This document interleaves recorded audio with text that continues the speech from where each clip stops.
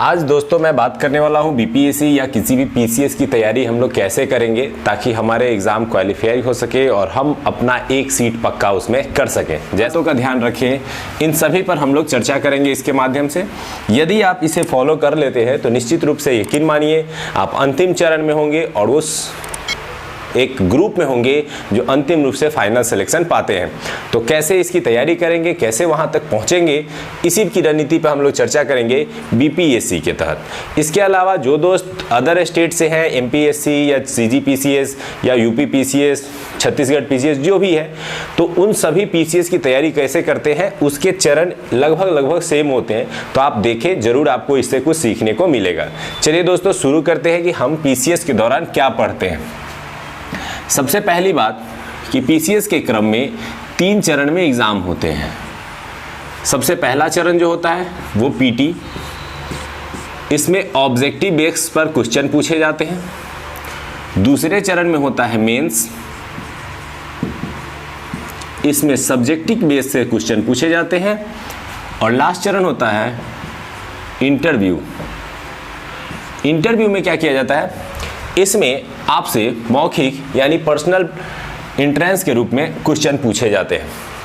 तो तीनों चरण की शुरुआत में क्या होता है, हम पहली गलती क्या करते हैं कि हम पीटी की तैयारी शुरू करते हैं। और जब पीटी की तैयारी करते हैं तो पता चलता है कि हम एग्ज़ाम देने गए, पीटी क्वालिफाई कर गए और फिर मेंस के लिए परेशान हो रहे हैं। फिर मेंस की तैयारी करने के लिए अगला चरण, और इस बार मेंस लटक जाएगा। फिर अगली बार मेंस की तैयारी के लिए निकलेंगे, फिर मेंस क्लियर करेंगे तो फिर इंटरव्यू की तैयारी के लिए।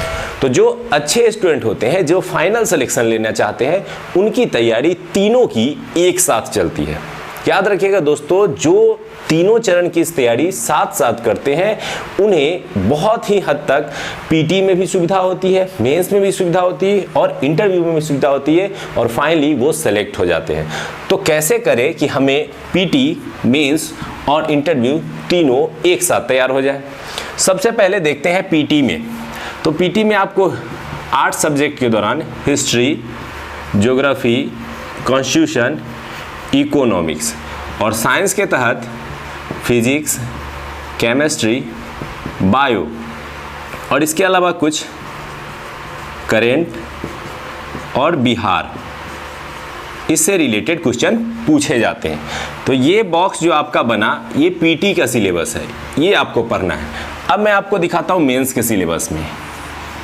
मेंस के सिलेबस में एक ऑप्शनल होगा जो आप चूज करेंगे। ये आप कुछ भी चूज कर सकते हैं, साइंस के सब्जेक्ट, आर्ट के सब्जेक्ट, जो आपने ग्रेजुएशन में पढ़ा है वो भी, जो ग्रेजुएशन में नहीं पढ़ा है वो भी। तो ये सब्जेक्ट आपके चॉइस पे होगा।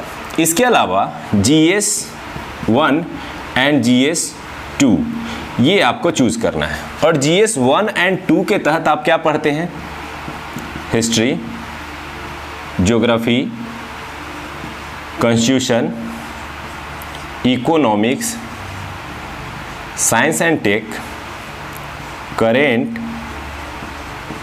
और स्टैटिक्स, ये इतनी चीज़ें पढ़ते हैं। तो आप अगर यहाँ देखेंगे ध्यान से तो ऐसे कई सब्जेक्ट आपको मिलेंगे जो पीटी के दौरान भी आपको पढ़ने हैं। तो क्यों ना इस समय पढ़ाई करते समय इन चीज़ों को ध्यान रखकर पढ़ा जाए।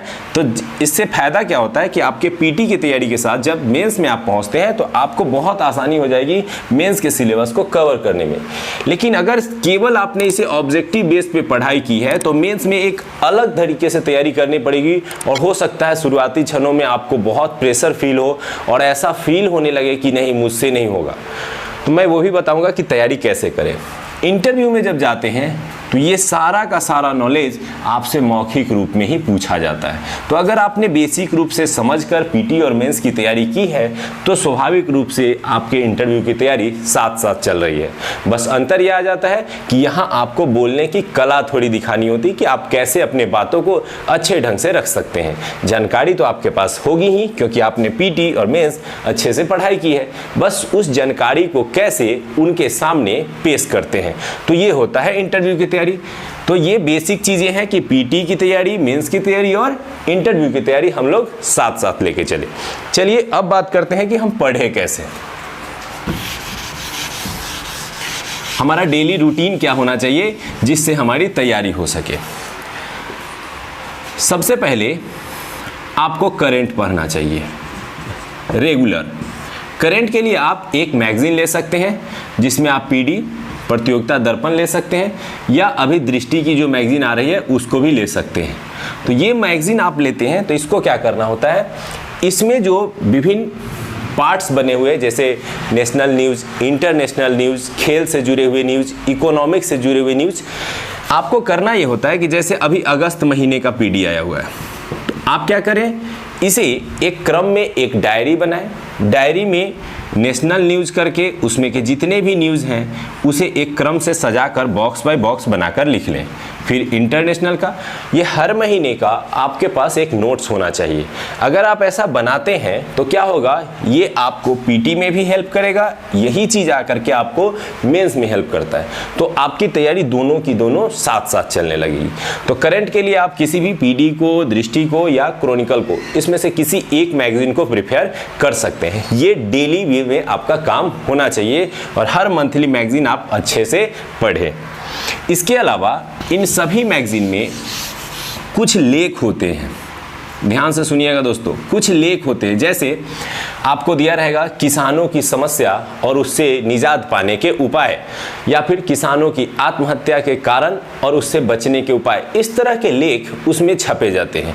या फिर नदी जोड़ो परियोजना, भविष्य की चिंताओं से मुक्ति, इस तरह के लेख जब आए तो उन्हें पढ़े, समझने का प्रयास करें और एक शॉर्ट नोट्स आप अपने डायरी में बना लें। इस तरह के लेख को अगर आप डायरी मेंटेन करते जाएंगे तो अभी से यकीन मानिए आपके मेंस आने तक आप कम से कम 100-150 लेख तैयार कर चुके होंगे। और उसको याद नहीं करना है, बस उसको क्या करना है, डायरी में मेंटेन करना है, उसके मेन पॉइंट्स को लिख लेना है ताकि आगे चल करके वो हेल्प होगा। याद रखिएगा दोस्तों, अगर ये करते हुए आप आगे बढ़ रहे हैं तो यकीन मानिए अगर आप पीटी क्रॉस करके मेंस में पहुंचेंगे तो एक जो भीड़ आपको दिखाई देती है मेंस में, उस भीड़ से काफ़ी आगे खड़े होंगे आप, क्योंकि आपने पहले से वो मेहनत की है जो पीटी क्रॉस करने के बाद कुछ लोग करते हैं। तो आप उस भीड़ से आगे निकलना चाहते हैं तो ये चरण आपको लेके चलना पड़ेगा। तो ये जो लेख आते हैं, इन लेखों को पढ़ें, उसमें के मूल बातों को अंडरलाइन कर लें और उसे अपने नोटबुक में नोट कर लें। तो इस तरह से हर महीने एक करंट आपका मैगजीन पढ़ना ही पढ़ना है। इसके अलावा आप डेली वे में एक पेपर पढ़ सकते हैं। एक पेपर पढ़ें जिसमें आप स्पेशली इकोनॉमिक्स के कुछ न्यूज़ होंगे, खेल से जुड़े हुए न्यूज़ होंगे और नेशनल और इंटरनेशनल जो बड़े न्यूज़ होंगे आप उनको देख सकते हैं। अगर उसमें से कोई न्यूज़ काम के लगे तो आप उसे पेपर की तरह, हर डेली वाइज की तरह 2-4 ही ऑब्जेक्टिव रहेंगे, उन्हें नोट करते रहें। तो ये पूरा का पूरा करंट सेक्शन जो है आपका इतना मजबूत होगा जिसके कारण आपके एग्ज़ाम बहुत अच्छे जाएंगे। अभी जैसा कि बीपीएससी में देखा जा रहा है कि पीटी में आपको लगभग 35 ऑब्जेक्टिव केवल करंट से पूछे जाते हैं। तो आप अगर ये चीज़ करके रखेंगे तो यहाँ सहूलियत होगी। फिर जब आप जाएंगे मेंस में तो यहाँ पे भी जीएस पेपर में आपको लगभग 35% क्वेश्चन जो है करंट से आएंगे। तो यहाँ पे भी आपको मदद मिलेगी इस जीएस पेपर 1 में आपको अपने परफॉर्मेंस को सुधारने में। तो चलिए उम्मीद करते हैं कि ये चीज़ें आप करेंगे और आपको समझ में आएगी। धीरे धीरे मैं करंट के कुछ वीडियोस डालूंगा तो उससे भी आपको मदद मिलेगी। चलिए अब आते हैं दूसरे सेक्शन पे कि ये तो करंट हमने पढ़ा, सब्जेक्ट को कैसे पढ़ेंगे। तो सब्जेक्ट्स में आप क्या करें, अलग अलग सब्जेक्ट बारी बारी से उठाएं।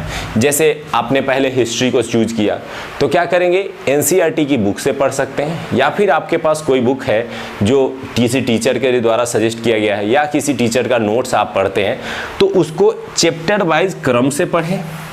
क्रम से पढ़ने के साथ अगर आप चाहें तो उसको डायरी में नोट के रूप में भी बना सकते हैं, या फिर आप एक मार्कर रखें, अंडरलाइन करें उसको और बाद में उसे हाइलाइटर से हाईलाइट करें। इस तरह से एक साथ 2 स्टेप आप करें।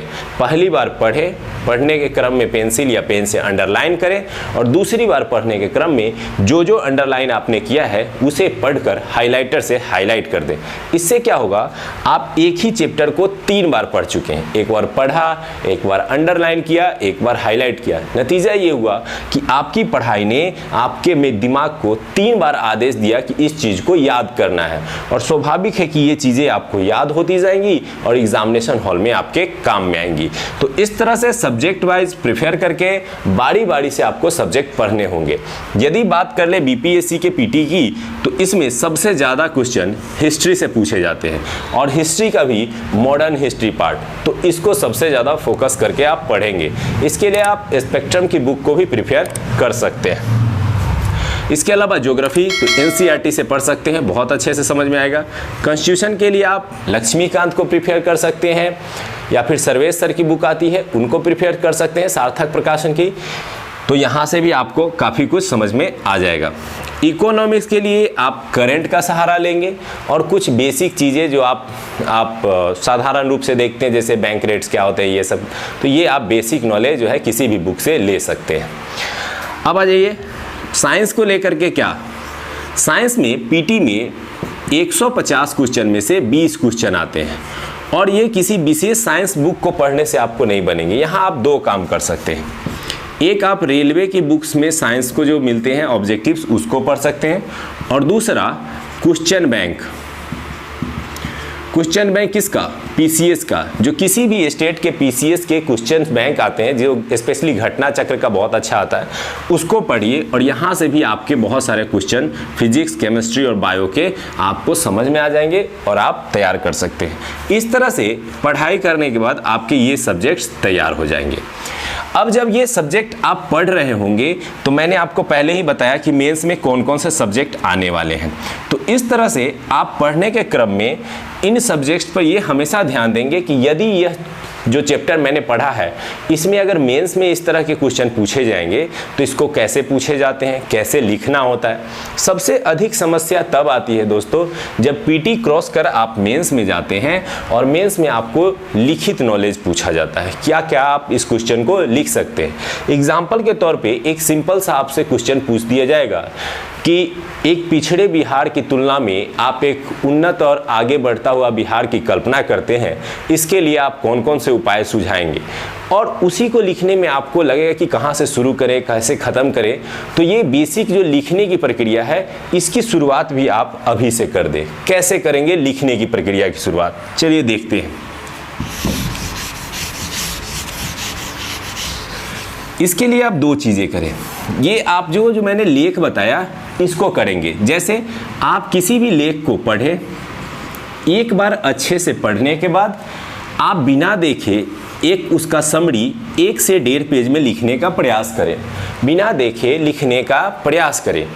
इसको नहीं लिख पा रहे हैं तो आप क्या करेंगे, पेपर, जो रोज़ पेपर लेते हैं, उस पेपर के किसी न्यूज़ को पढ़ा आपने जो नेशनल या इंटरनेशनल था और अच्छा न्यूज़ था, उस न्यूज़ को भी पढ़ने के बाद बिना देखे लिखने का प्रयास करें।